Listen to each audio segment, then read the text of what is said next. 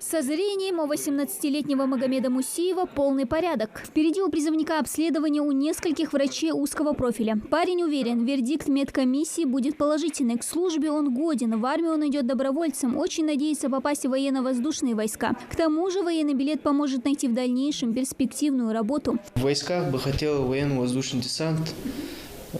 Предпочтение больше туда, потому что уезжают хилые пацаны, приезжают уже здоровые. Я не знаю, как это еще объяснить. Еще нравится, как они прыгают с парашютами. После военной службы можно поступить на военные структуры, например, МВД, ОМОН, спецназ или же пограничникам. Не знаю, куда возьмут, туда и пойду. Медкомиссию призывники проходят на базе Джейрахской районной больницы. Ребятам нужно пройти каждого специалиста. В обязательном порядке врачи проверяют будущих солдат на наличие различных хронических заболеваний. При выявлении каких-то отклонений призывников направляют на дополнительные исследования. Призывники проходят лабораторную диагностику. Туда у нас входит общий анализ крови, мочи, анализы на кровь, вируса гепатита Б и С, на ВИЧ-инфекцию и на сифилис. Далее у нас проходит ЭКГ-обследование, то есть ЭКГ с нагрузкой и без нагрузки. Консультация узких специалистов у нас идет. Это окулист, то есть смотрит зрение, проверяет глазное дно у наших призывников. Потом стоматолог, санация ротовой полости проводится. Ухо, горло, нос, то есть лор-врач, носовые лор-органы проверяют.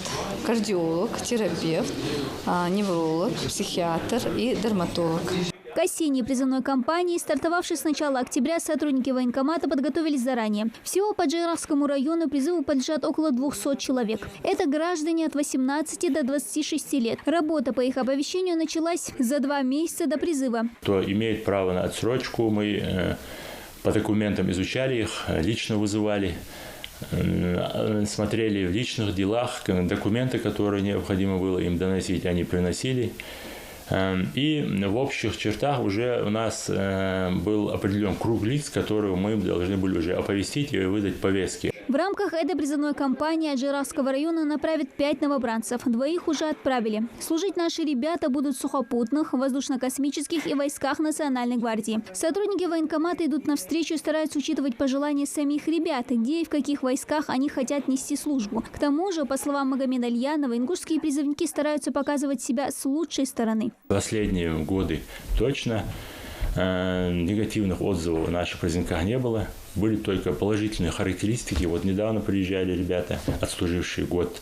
У них были сплошь положительные характеристики для того, чтобы они им пригодятся для того, чтобы поступить на работу. Ну, многие уходят туда, чтобы отслужить, получить какую-то военную учетную специальность и впоследствии связать свою жизнь, карьеру с какими-то силовыми структурами, поступить там, в милицию, ОМОН или в Росгвардию. Они понимают, что если у них там будут негативные отзывы, они не смогут осуществить свою мечту, поступить куда-то на работу. Отсрочка положена тем, кто имеет 2 и более детей, является опекуном или попечителем, получает высшее среднее образование по очной форме или не годен по состоянию здоровья. Критериев немало, а те, кто под них не подпадает, служить обязан. Ну, если человек не пользуется отсрочкой или же отучился, то постоянно бегать и отлынивать от призыва – это какая-то все равно утомительное это дело. По-любому ему придется столкнуться с тем, что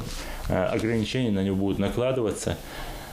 И я думаю, лучше при таких условиях, которые сейчас хорошие условия, год службы, никакие горячие точки этих людей не отправляют. Об этом много раз уже говорилось.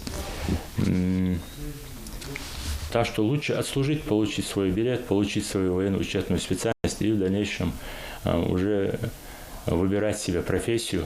Следующая отправка призывников запланирована на 26 ноября. Всего в осенний призыв этого года по всей стране планируется призвать на срочную службу 130 тысяч человек. Продлится он до 31 декабря. Дана Плева, Асхаб Белакиев, Новости 24.